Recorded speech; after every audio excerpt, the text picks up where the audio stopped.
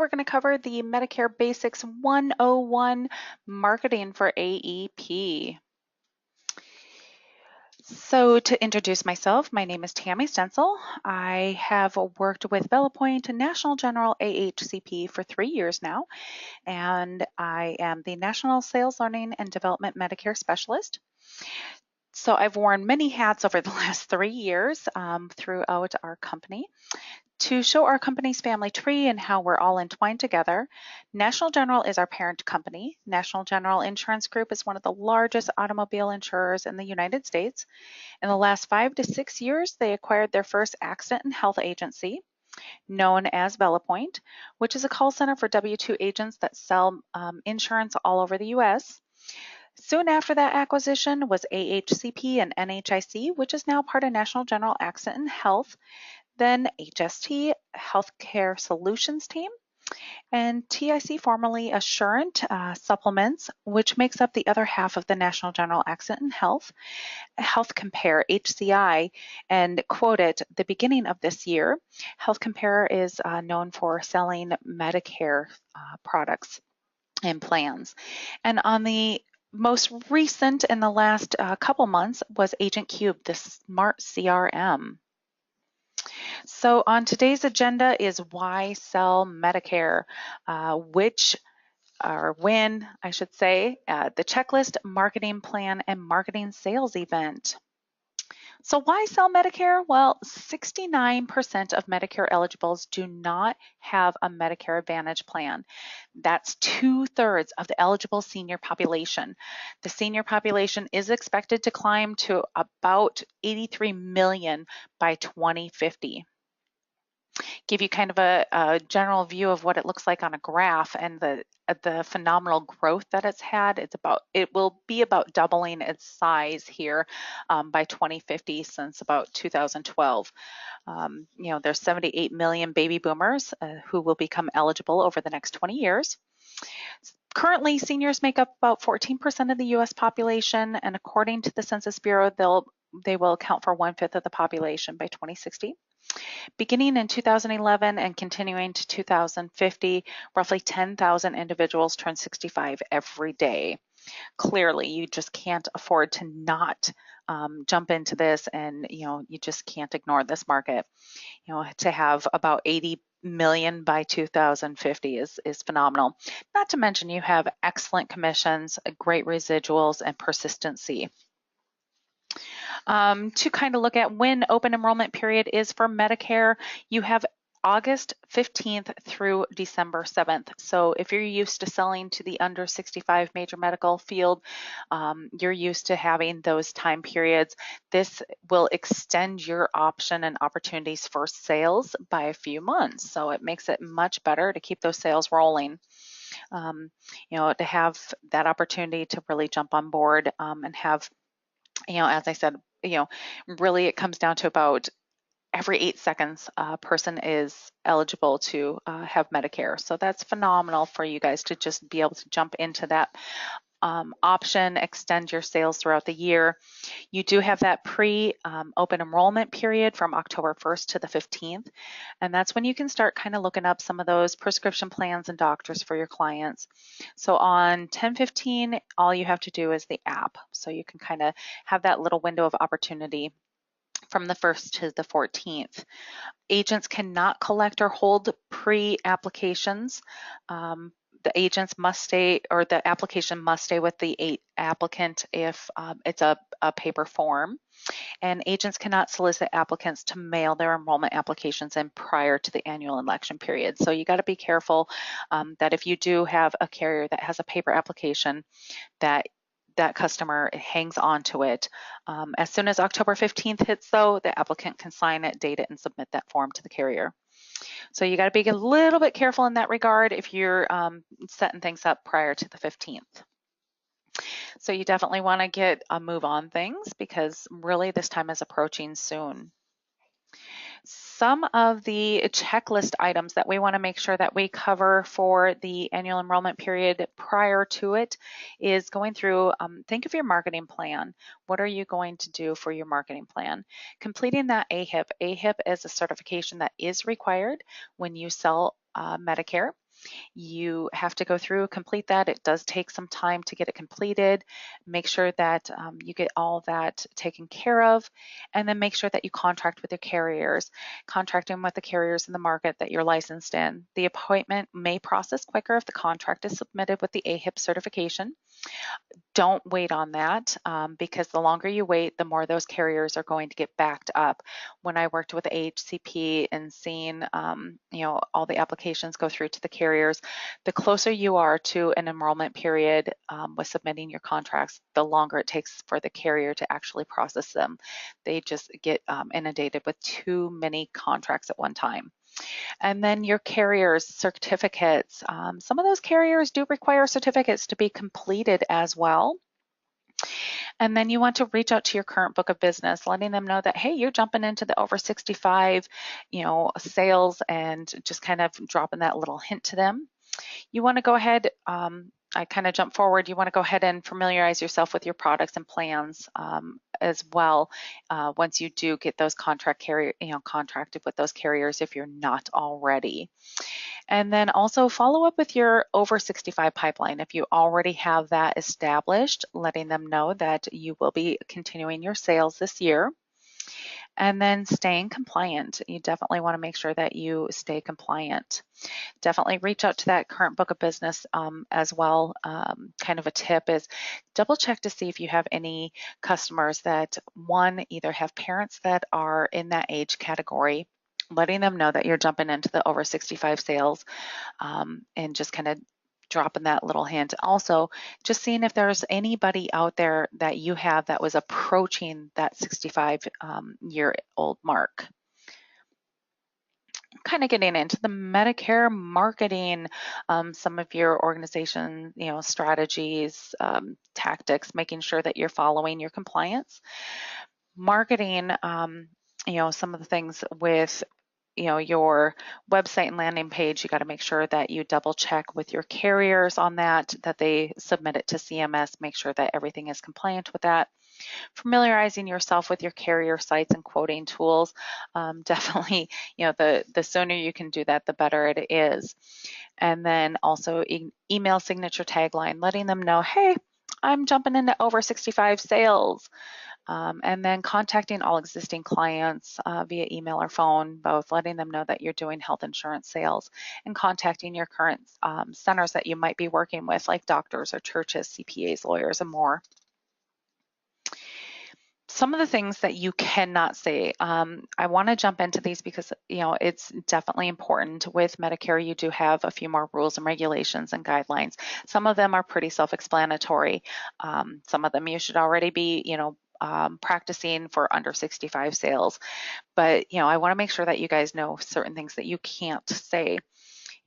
Government wants you to join this plan because it helps them. No, the government does not want them to join that plan.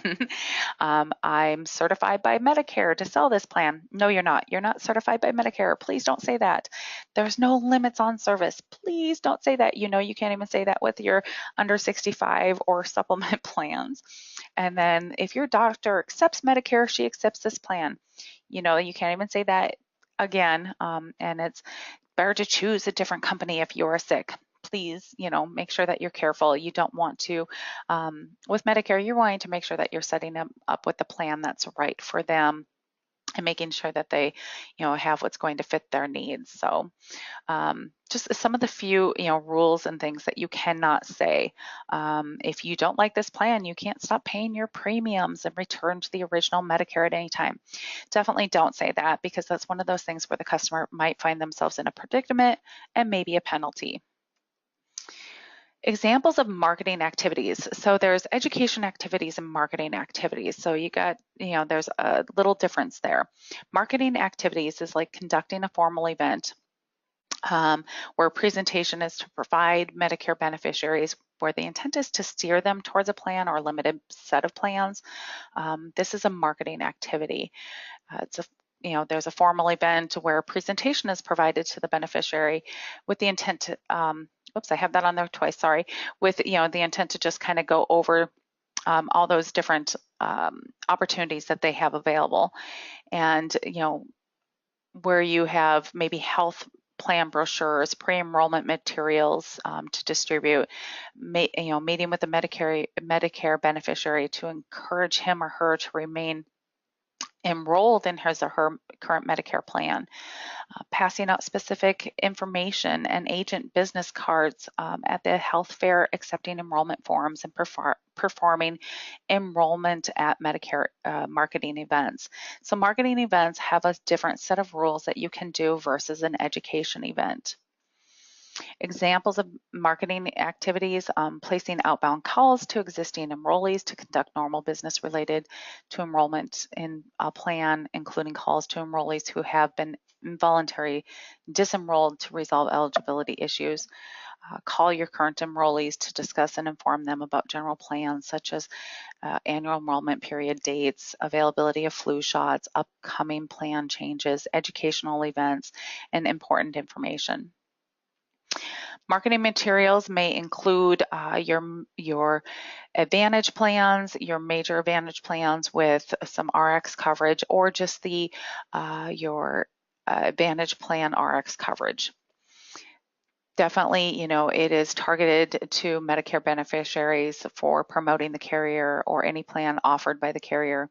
Information, Medicare beneficiaries that they may enroll or remain enrolled in a plan offered by a carrier. Explaining the benefits of enrollment or rules that apply to enrollees. Explain how Medicare services are covered under the plan, including conditions that apply to the coverage.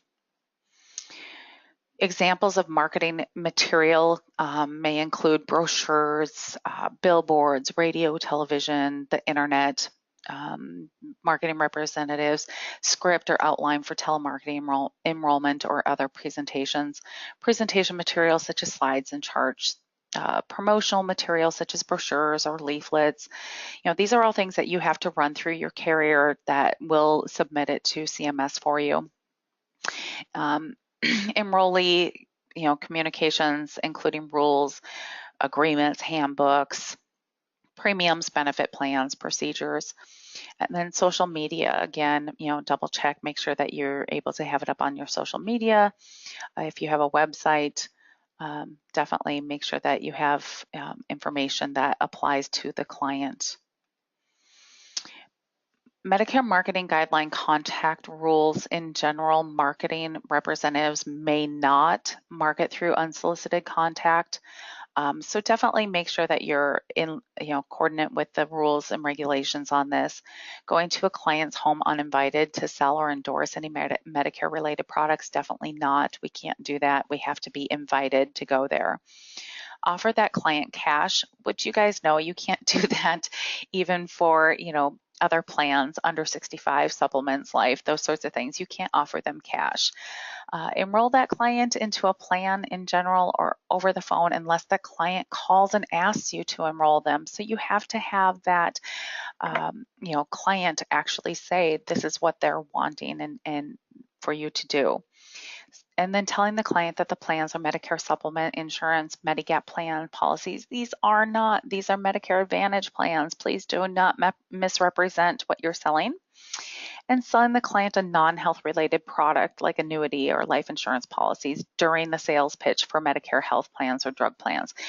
With that, you can definitely do it on a follow-up call, but you cannot do it on the same call. You can't cross-sell like that.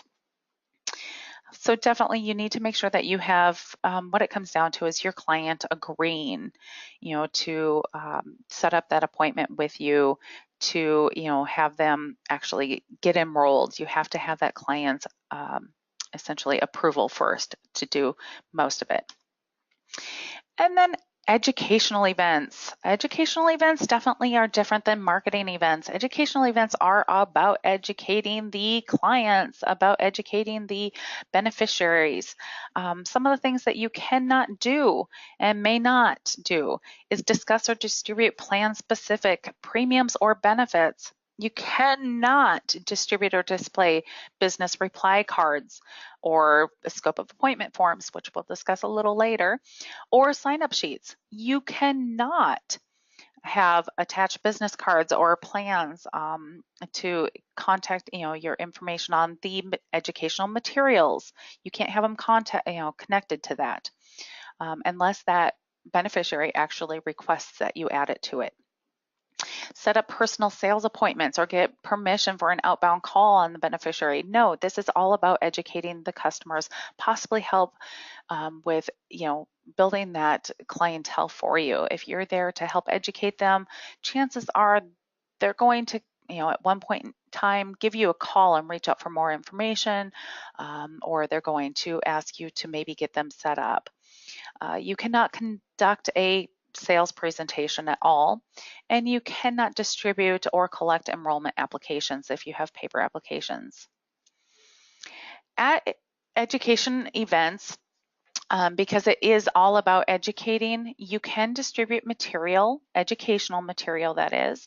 You can have banners and swag. You can have business cards. You just can't attach it to, that brochure or, information.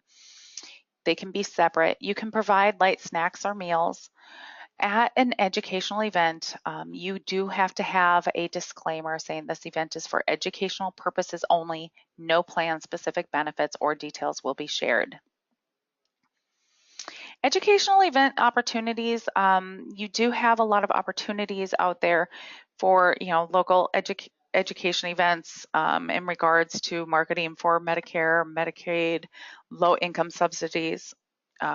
You can set up community meetings, ask if you can set up a table where you have it maybe at the senior center or a facility, maybe a church, letting them know that you do have information to help educate them about Medicare. And you can discuss opportunities with carriers, seeing what the carriers have available. They may have certain maybe big chain stores that they work with or pharmacies that they work with. They might have some recommendations for you to get a kiosk or something set up. And then just make sure that you're double checking with the carriers as well as CMS in regards to your PowerPoints, your videos, and your approved materials from there. Sales event opportunities, kind of going to a sales event opportunity would be, one, you're working with those carriers, as I said, for the retail pharmacy stores, whatnot.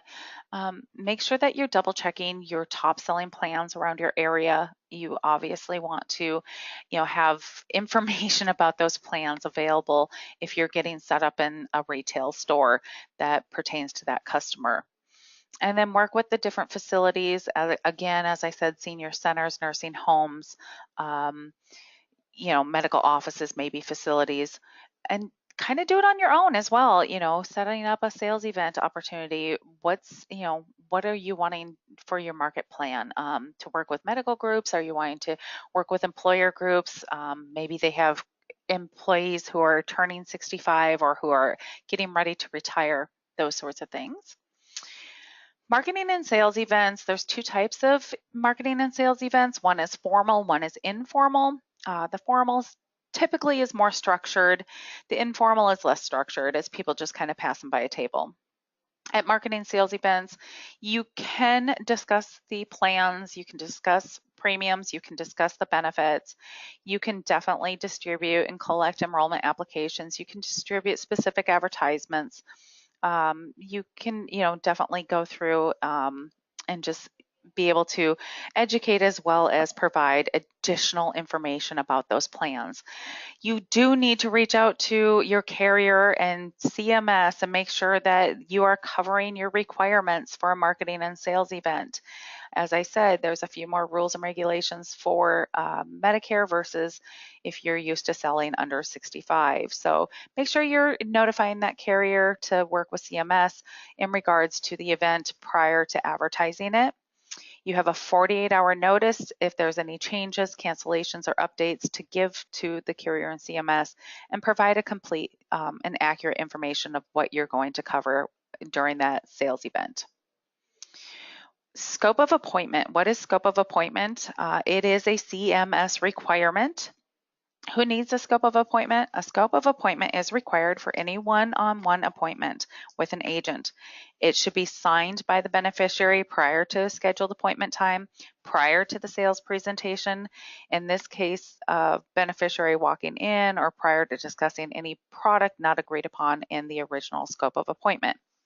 So, definitely you want to make sure that you're double checking, working with your carriers to see where you can find that information in regards to your scope of appointment, how you can get that form filled out, where you'll go to get that form filled out, and make sure that you have that all completed.